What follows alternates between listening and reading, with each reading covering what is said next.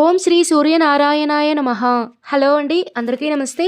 ఈరోజు వీడియోలో 2026వ సంవత్సరంలో జనవరి 25 ఆదివారం రోజున రథసప్తమి పండుగ అయితే రానుందండి. ఈ సంవత్సరం చాలా ప్రత్యేకమండి. చాలా చాలా శక్తివంతమైనటువంటి రోజు. ఎందుకంటే సూర్యభగవానునికి ప్రీతికరమైన రోజు, ఆదివారంతో కూడినటువంటి రథసప్తమి పండుగ అండి. ప్రత్యక్ష దైవం ఎవరు అంటే ప్రతి ఒక్కరూ చెప్పేస్తారు సూర్యభగవానుడేనండి. సాక్షాత్తు సూర్యభగవానుడు ఈరోజు జన్మించినట్లుగా మనకి పురాణాల్లో అయితే చెప్పబడిందండి. ఈ రథసప్తమి రోజున ఖచ్చితంగా సూర్యుడిని ఆరాధిస్తే సమస్త సౌఖ్యాలు, అలానే పూర్తి చక్రవర్తిత్వము, పూర్తి ఆరోగ్యవంతులుగా ఉంటారు అని మన పురాణాలలో అయితే చెప్పబడిందండి. ఈ రథసప్తమి వ్రతం గురించి మనకి ఒక వ్రత కథ ఉందండి. నేను అది మీకు తర్వాత వీడియోలో షేర్ చేస్తాను. ఈ వీడియోలో నేను పూర్తి పూజా విధానం ఎలా చేయాలి, నియమాలు మాత్రమే నేను తెలియజేస్తున్నానండి. ముఖ్యంగా మనము రథసప్తమి పండుగకు కొన్ని నియమాలు అయితే పాటించాలండి. మొదటి నియమం ఏంటంటే రథసప్తమి రోజున ఉదయాన్నే సప్తమి స్నానం అనేది చేయాలండి.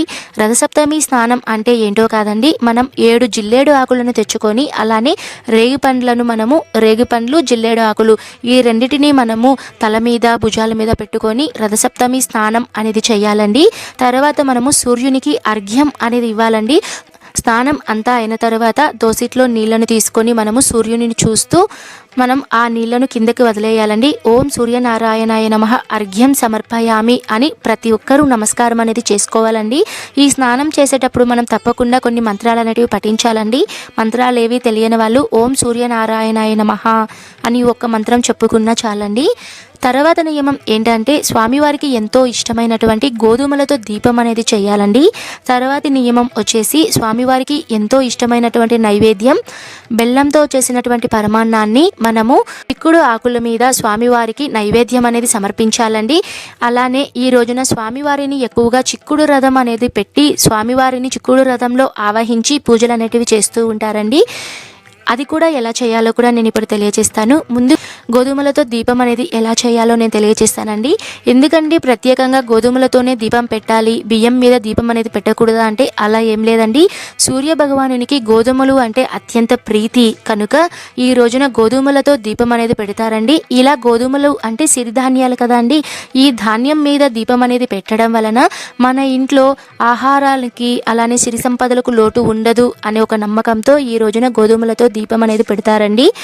ఈ గోధుమల దీపం కోసం మనము 7 జిల్లేడు ఆకులను అయితే తెచ్చుకోవాలండి. ఈ రోజున ప్రత్యేకంగా 7 అనే సంఖ్యకు ఎక్కువ ప్రాధాన్యత అనేది ఇస్తారండి. ఎందుకు 7 అనే సంఖ్యకు ప్రాధాన్యత ఇస్తారు అంటే స్వామివారు ఈ రోజున భూమి మీదకు 7 రథాలతో తిరుగుతూ ఉంటారు. స్వామివారి రథం అనేది 7 గుర్రాలతో ప్రయాణిస్తుంది కాబట్టి 7 అనే సంఖ్యకు ఎక్కువ ప్రాధాన్యత అనేది ఉంటుందండి. కాబట్టి 7 జిల్లేడు ఆకులను తీసుకొని వాటిని శుభ్రంగా కడిగి పసుపు కుంకుమలు అనేటివి పెట్టుకోవాలండి. ఇక్కడ నేనైతే గంధపు బొట్లు అనేటివి పెట్టుకున్నాను. తర్వాత 7 జిల్లేడు ఆకులను ఏదైనా సరే ఒక రాగి ప్లేట్ కానీ, ఇత్తలి ప్లేట్ కానీ, ఏదైనా సరే స్టీల్ ప్లేట్ కానీ ఏదైనా సరే, ఒకవేళ ఏదీ లేదు అనుకున్నప్పుడు ఇస్తర ఆకులు ఉంటాయి కదండి, మొదక ఇస్తరాకులని, పేపర్ ఇస్తరాకులని వాటి మీద కూడా మీరు పెట్టుకోవచ్చండి. తర్వాత మధ్యలో మీరు 3 గుప్పెళ్ళు మీరు గోధుమలను అయితే తీసుకోవాలండి. ఈ గోధుమలను తీసుకొని దాని మీద మళ్ళీ ఒక చిన్న తమలపాకు కానివ్వండి లేదా చిన్న జిల్లేడు ఆకు కానివ్వండి, ఏదైనా సరే ఆకు అనేది పెట్టుకొని దాని మీద మీరు ఒక ప్రమిదను పెట్టుకోవాలండి. పెద్ద ప్రమిద కానీ చిన్న ప్రమిదలు కానీ, చిన్నవి అయితే మీరు 2 పెట్టుకోండి, పెద్ద ప్రమిదలు కానీ అయితే మీరు ఒకటే పెట్టుకొని ఆ ప్రమిదకు మీరు పసుపు కుంకుమలు అనేటివి పెట్టుకోవాలండి. ఈ రోజున ప్రత్యేకంగా నువ్వుల నూనెతో దీపం అనేది వెలిగించాలండి. ఈ రోజున ప్రత్యేకంగా 7 ఒత్తులతో కానివ్వండి 12 ఒత్తులతో, ఎక్కువగా అయితే 7 ఒత్తులతో దీపాలు అనేటివి వెలిగిస్తారండి. మీరు సపరేట్గా కానీ 7 ఒత్తులను సపరేట్గా మీరు దీపాలను వెలిగించుకోవచ్చు. లేదు అంటే 7 ఒత్తులను కలిపి ఒక ఒత్తిగా చేసుకొని దీపం అనేది వెలిగించుకోవాలండి. ఈ విధంగా అయితే మనము గోధుమలతో దీపం అనేది మనము చేసుకోవాలండి. ప్రత్యేకంగా ఖచ్చితంగా ప్రతి ఒక్కరూ రథసప్తమి రోజున ఈ దీపాన్ని వెలిగించడానికి ప్రయత్నించండి. జిల్లేడు ఆకులు దొరకలేదండి, అలాంటప్పుడు మేము ఏం చేయాలి అంటే జిల్లేడు ఆకులు దొరకకపోతే కనీసం మీరు తమలపాకు మీదైనా సరే గోధుమలతో దీపం అనేది పెట్టండి. తర్వాత స్వామివారికి ఎంతో ఇష్టమైనటువంటి బెల్లపు పరమాన్నం అనేది ఏ విధంగా చేయాలో నేను ఇప్పుడు తెలియజేస్తాను. ఈ పరమాన్నం అనేది పల్లెటూరులో అయితే పొయ్యల మీద పేడ పిడకల మీద మంట అనేది వేసి దాని మీద పాలు పొంగించి పరమాన్నం అనేది చేస్తారండి. ఇప్పుడు ఉన్నటువంటి కాలంలో ఎక్కువగా సిటీస్లో ఉన్న వాళ్ళు పేడ పిడకలు అనేటివి దొరకడం కష్టము. ఆ విధంగా కూడా చేయలేరండి. అలాంటప్పుడు మీరు ఏ విధంగా చేసుకోవాలో నేను తెలియజేస్తాను. వీలున్నంత వరకు మీరు గ్యాస్ స్టవ్ మీదే పేడ పిడకలు కనుక దొరికితే కనీసం ఒక చిన్న ముక్కనైనా సరే గ్యాస్ మీద పెట్టుకొని మీరు పాలు అనేది పొంగించుకోవాలండి. ప్రతి ఒక్కరూ ముఖ్యంగా చేయవలసింది ఈ సప్తమి రోజు చాలా మంచి రోజు, చాలా విశేషమైన రోజు కాబట్టి ప్రతి ఒక్కరూ ఇంట్లో పాలు అనేది పొంగించాలండి. పేడ పిడకలు లేదు అనుకున్నప్పుడు గ్యాస్ స్టవ్ మీద ఒక కర్పూరపు బిళ్ళ అనేది వేసుకొని మీరు దానిని వెలిగించుకొని దాని మీద ఫస్ట్ మనం ఏ దబర అయితే పెట్టాలి అని అనుకుంటున్నామో ఇత్తలి అయితే ఇత్తలి దబర, లేదంటే స్టీల్ది ఏదైనా సత్తుది మీ దగ్గర మీకు ఏది అందుబాటులో ఉంటే ఆ దబరకు మీరు పసుపు కుంకుమలు అనేటివి పెట్టుకొని అందులో మీరు పాలు అనేది పోయాలండి. వీడియోలో చూపిస్తున్నాను చూడండి, నేను ఏ విధంగా చేయాలో చూపిస్తున్నాను. ఈ విధంగా మీరు పాలు అన్నీ పోసిన తర్వాత పాలును మీరు కనీసం మీరు ఒకసారి పొంగించాలండి. ఖచ్చితంగా ఆ పాలు అనేది పొంగిన తర్వాత మీరు అందులో ముందుగా మీరు ఒక చిన్న గ్లాస్ నిండా మీరు బియ్యాన్ని నానబెట్టుకోవాలండి. పరమాన్నం చేయాలి అంటే బియ్యం నానబెట్టుకోవాలి కాబట్టి కొద్దిగా బియ్యాన్ని నానబెట్టుకొని మీరు పరమాన్నాన్ని చేసుకోవాలి. బియ్యం అంతా ఉడికిన తర్వాత అందులో ఒక చిన్న కప్పు మీరు బెల్లం అనేది వేసుకోవాలి. మీరు ఇందులో యాలకులు అలాంటివి ఏవి వేయకూడదండి. ఇందులో మీరు ఓన్లీ బెల్లము, చిక్కటి పాలు, బెల్లము అలానే బియ్యము వీటితో మాత్రమే పరమాన్నం చేయాలి. ఈ రథసప్తమి రోజున ప్రత్యేకంగా చెరకు గడతో ఈ పరమాన్నాన్ని చెయ్యాలి అని మన శాస్త్ర ప్రకారం చెప్పబడుతుందండి. మీకు ఒకవేళ చెరకు గడ కానీ దొరికితే చెరకు గడతో మీరు ఈ పరమాన్నాన్ని చెయ్యండి.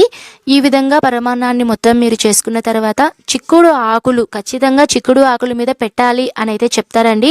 ఒకవేళ చిక్కుడు ఆకులు కనుక మీకు దొరకకపోతే రేగి పండ్ల ఆకులు ఉంటాయి కదండి, అవి ఉన్నా కూడా మీరు రేగి పండ్ల ఆకులను ఒక 4-5 ఒక దగ్గర పెట్టుకొని మీరు దాని మీద పరమాన్నం అనేది పెట్టుకోవాలండి. ఎందుకంటే అర్కఫలము అని చెప్తారు కదా అండి, అంటే రేగి పండ్లు అంటేనే సాక్షాత్తు సూర్యుని స్వరూపంగా కూడా చెప్తూ ఉంటారు కదా. అందుకని స్వామివారికి ఇష్టమైనటువంటి రేగు ఆకుల మీద కూడా పెట్టుకోవచ్చు.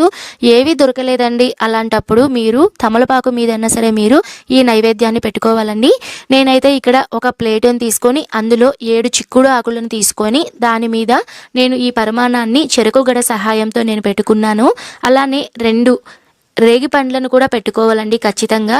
నాకైతే ఇక్కడ కొద్దిగా పెద్ద సైజు దొరికాయి కాబట్టి నేనైతే పెట్టుకున్నాను. ఒకవేళ మీకు చిన్న సైజు కనుక దొరికితే చిన్న సైజు రేగి పండ్లను మీరు ఈ నైవేద్యంలో పెట్టుకోవాలండి. ఈ విధంగా మీరు పేపర్ ప్లేట్లో 7 చిక్కుడు ఆకులను పెట్టుకొని నైవేద్యం అనేది పెట్టుకొని మీరు పూజకు సిద్ధం చేసుకోవాలి. ఇంతటితో మనకి 3 ప్రాసెస్లు అనేటివి అయిపోయాయండి. ఒకటి రథసప్తమి స్నానం, తర్వాత గోధుమలతో దీపం, తర్వాత పరమాన్నం. ఇప్పుడు 4వ ప్రాసెస్ వచ్చేసి చిక్కుడు రథం అనేది చేసుకోవాలండి. చిక్కుడు రథం అనేది ప్రత్యేకంగా చేస్తారండి. ఈ రోజున 7 చిక్కుడు కాయలను తీసుకొని రథం అనేది నేను వీడియోలో చూపించిన విధంగా చేసుకోండి. ఇక్కడ చిక్కుడు రథం చేసుకునే వాళ్ళు చీకురు పుల్లల సహాయంతో, అలానే మనకి మార్కెట్లో పిక్స్ అండ్ స్టిక్స్ అనేటివి చిన్న చిన్న స్టిక్స్ అనేటివి మనకు దొరుకుతాయండి, అవి కూడా మనం తీసుకోవచ్చు. లేదు ఏవి దొరికినప్పుడు గుండు పిండిలు కూడా మీరు పెట్టుకొని మీరు రథం అనేది చేసుకోవచ్చండి. ఈ రథం అనేది రకరకాలుగా కూడా చేస్తూ ఉంటారండి, మీ ఇష్టం అండి. మీరు ఏ విధంగా అన్నా చేసుకోవచ్చు, ఇదే విధంగా చేసుకోవాలి అన్న నియమం అయితే ఏమీ లేదండి. మీరు ఒక రథాన్ని అయితే ఖచ్చితంగా చేసుకోవాలి. ఈ విధంగా రథం చేసుకున్న తర్వాత దానికి పసుపు కుంకుమలు అనేటివి పెట్టుకొని, చాలామంది ఇళ్లల్లో సూర్య భగవానుని ఫోటో అనేది ఉండదండి. కొంతమంది ఇళ్లల్లో బయట తలుపు దగ్గర మనకి సూర్యుని అగితో చేసినటువంటి సూర్యుని ముద్ర అనేది ఉంటుందండి. ఆ ఫోటోను కూడా మీరు పెట్టుకోవచ్చండి. లేదు మీ ఇంట్లో సూర్యుని ఫోటో ఏమీ లేదు అనుకున్న వాళ్ళు మీరు తమలపాకు మీద సూర్యుని ఒక గంధంతో సూర్యుని ఫోటో లాగా మీరు వేసుకొని మీరు పూజలో పెట్టుకోవచ్చండి. లేదు అనుకున్నప్పుడు మీరు చిక్కుడు రథం చేశారు కదండి, ఈ చిక్కుడు రథం అంటేనే సాక్షాత్తు సూర్య భగవానుడేనండి. కాబట్టి చిక్కుడు రథంకి కూడా పూజలు అనేటివి చేసుకోవచ్చు. నేనైతే ఈ వీడియోలో చిక్కుడు రథంలో అయితే నేను పూజ అనేది చేసుకున్నానండి. అలానే తమలపాకు మీద సూర్యుని వేసుకొని నేను పూజ అనేది చేసుకున్నానండి. ఇంతటితో మనకి అన్ని ప్రాసెస్లు, అన్ని నియమాలు అయితే అయిపోయాయండి. ఇప్పుడు మనం పూజ ఎలా స్టార్ట్ చేయాలో తెలియజేస్తాను. ముందుగా మీరు పూజ ఎక్కడ చేయాలి అని అనుకుంటున్నారో ఆ ప్రాంతంలో ఖచ్చితంగా పద్మం ముగ్గు కానివ్వండి లేదా రథం ముగ్గు అనేది వేసుకోవాలండి. ఖచ్చితంగా మీరు ఈ రెండిట్లో ఏదైనా సరే ఒక ముగ్గు అనేది వేసుకోవాలండి. ఈ రోజున సూర్య భగవానుడు 7 గుర్రాల మీద రథంతో వస్తాడు అని ఒక ప్రతీతి కాబట్టి ప్రతి ఒక్కరూ ఈరోజు వాళ్ళ ఇంటి ముందు కూడా వాకిళ్లలో రథం ముగ్గులు అనేటివి వేసుకుంటారు. నేనైతే జయగౌరును వేసుకొని దాని మీద నేను పద్మం ముగ్గు అలానే రథం ముగ్గు అనేది వేసుకున్నానండి. ఈ విధంగా అంతా సిద్ధం చేసుకొని ఒక పీఠం అనేది పెట్టుకొని పీఠం మీద వస్త్రాన్ని పరుచుకొని నేను ఇక్కడ 2 పీఠాలు అయితే తీసుకున్నానండి. ఒకటి స్వామివారి రథం పెట్టుకోవడానికి, అలానే స్వామివారి కోసం సిద్ధం చేసినటువంటి గోధుమల దీపం, అలానే బెల్లం పరమాన్నము, అలానే పరమాన్నం అనేది కొద్దిగా ఎక్కువ చేసుకున్నాను కాబట్టి నేను ఒక గిన్నెలో నేను స్వామివారికి నైవేద్యంగా కూడా మిగిలినది కూడా నేను స్వామివారికి సమర్పించానండి. టెంకాయి అలానే పూజకు కావాల్సిన సామాగ్రి మొత్తం నేను సిద్ధం చేసుకున్నాను. వీడియోలో చూపిస్తున్నాను చూడండి, నేను పూజకు కావాల్సిన సామాగ్రి ఏవేవి సిద్ధం చేసుకున్నాను. దీని గురించి కూడా నేను ప్రత్యేకంగా నేను మీకు తర్వాత వీడియోలో షేర్ చేస్తానండి. ముందుగా మనము ఏ పూజనైనా సరే మనం ప్రారంభించేటప్పుడు మనం చేసేటువంటి పూజలో ఎటువంటి విఘ్నాలు కలగకుండా ఆ విఘ్న నివారకుడు గణపతిని అయితే మనం పూజించాలండి. నేను ఇక్కడ పసుపుతో చిన్న గణపతిని అయితే చేసుకొని గణపతికి షోడశోపచార పూజలు అనేటివి చేసుకున్నానండి. గణపతికి పంచోపచార పూజలు కూడా చేసుకోవచ్చండి. ఈ విధంగా గణపతికి పూజ అంతా చేసుకున్న తర్వాత చివరిగా మీరు సూర్య భగవానునికి పూజ అనేది చేసుకోవాలండి. ఈ పూజా సమయంలో మీరు సూర్యునికి సంబంధించినటువంటి అష్టోత్తరాలు, అలానే ఆదిత్య హృదయము, సూర్యాష్టకము, సూర్యుని అష్టోత్తర శతనామావళి మంత్రాలు ఇవన్నీ కూడా మీరు పఠించవచ్చండి. ఎవరైనా సరే అనారోగ్యులుగా ఉంటే, మీ ఇంట్లో ఎవరికైనా సరే హెల్త్ ఇష్యూస్ అలా ఉన్నవాళ్ళు ఖచ్చితంగా ఈరోజు పూజ చేస్తున్నప్పుడు పూజలో కూర్చోవడానికి ప్రయత్నించండి. ఎందుకంటే మీరు పూజ చేస్తున్నారనుకోండి, మీ పక్కన ఎవరైతే హెల్త్ ఇష్యూస్ ఉన్న వాళ్ళు మీ పక్కన కూర్చోపెట్టుకొని పూజ అనేది చేసి మీరు పూజ చూసినా కూడా మీకు ఖచ్చితంగా ఆ సూర్యుని అనుగ్రహం అనేది లభిస్తుంది అని అయితే చెప్తారండి. ఈ రథసప్తమి గురించి వ్రతకథ అనేది కూడా ఉందండి. నేను మీకు అది తర్వాత వీడియోలో షేర్ చేస్తాను. వీడియోలో చూపించిన విధంగా నేను చిక్కుడు రథంని సాక్షాత్తు సూర్య భగవానునిగా ఆవాహించి అలానే స్వామివారికి నేను అర్ఘ్యపాద్యాలను, అలానే వస్త్రాభరణాలు, అలానే యజ్ఞోపవీతం అన్నిటినీ సమర్పించి నేను స్వామివారికి ధూప దీప నైవేద్యాలను సమర్పించానండి.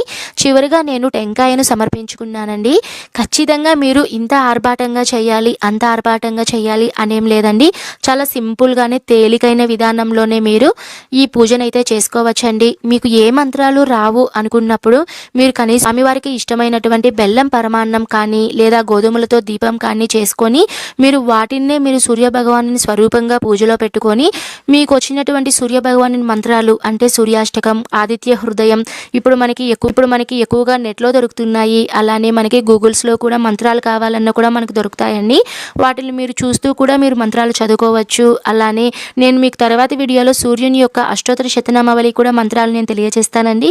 మీకు ఒకవేళ ఉపయోగపడుతుంది అని అనుకుంటే ఆ మంత్రాలను కూడా మీరు వినొచ్చండి. ఖచ్చితంగా మీరు చదవాలి అనేం లేదండి. ఈ రోజున మీరు ఈ పూజ చేసినా చూసినా కూడా మీకు 1000 రెట్ల ఫలితం అనేది ఉంటుందండి. ఇప్పుడు నేను వీడియో అనేది షేర్ చేస్తున్నాను కదండి, ఈ వీడియో అనేది మీరు చూసినా కూడా మీకు ఖచ్చితంగా ఆ సూర్య భగవానుని అనుగ్రహం అనేది లభిస్తుందండి. ఈ విధంగా అయితే పూజ చేసుకోవాలండి. ఈ వీడియో మీద మీకు ఇంకా ఎవరికైనా సందేహాలు ఉంటే మీరు కామెంట్ చేయండి, ప్రతి ఒక్కరికి రిప్లై అనేది ఇస్తానండి. ఈ వీడియో మీకు ఎంతో కొంత ఉపయోగపడింది అని అనుకుంటే తప్పకుండా లైక్ చేయండి. ఎవరికైనా ఉపయోగపడితే మరో నలుగురికి షేర్ చేయండి. ఓకే అండి, నేను మరో మంచి వీడియోతో మీ ముందుంటాను. Thank you for watching. సర్వే జన సుఖినో భవంతు. స్వస్తి.